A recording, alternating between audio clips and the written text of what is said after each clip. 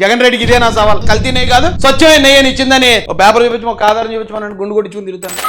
తిరుపతి నెయ్యిలో ఎన్డీటీవీ లాభులు వాళ్ళు సిబిఐ ఆధ్వర్యంలో ఈ నెయ్యిలో జంతువుల కొవ్వు కానీ గొడ్డు మాంసం కొవ్వులు కానీ పంది కొవ్వు కానీ చేప నూనె కానీ ఇటువంటివన్నీ ఏమీ లేవు అని చెప్పి నిర్ధారణ చేసి సర్టిఫికెట్లు ఇస్తే సిబిఐ చార్జ్ షీట్ లో 2024లో ఎన్డీడీబీ ఇచ్చిన రిపోర్ట్ లో యానిమల్ ఫ్యాట్ ఉందని ఇచ్చారు అని. TTD received the NDDB calf test reports on 16/7/2024. తర్వాత 23 ఒకటి వచ్చింది, 2 వచ్చాయి. Respectively which shows ghee adulteration, అంటే ఏదైతే నెయ్యి ఉందో ఆ నెయ్యి కల్తీలో with vegetable and animal fats. అంటే ఇప్పుడు సిబిఐ ఏం చెప్తుంది, ఇప్పుడు ఇచ్చిన ఈ డేట్ లో ఇచ్చిన ఎన్డీడీబీ రిపోర్ట్ ప్రకారం యానిమల్ ఫ్యాట్ ఉంది ఇప్పుడు చెప్తుంది సిబిఐ. ఇప్పుడే కదా చూపించాను. అది అలాంటి ఆధారం ఏమైనా ఇందే ఉంటే చూపించమనండి. ఇన్ని పేపర్లు అట్టుకొచ్చాడు కదా దొంతరే.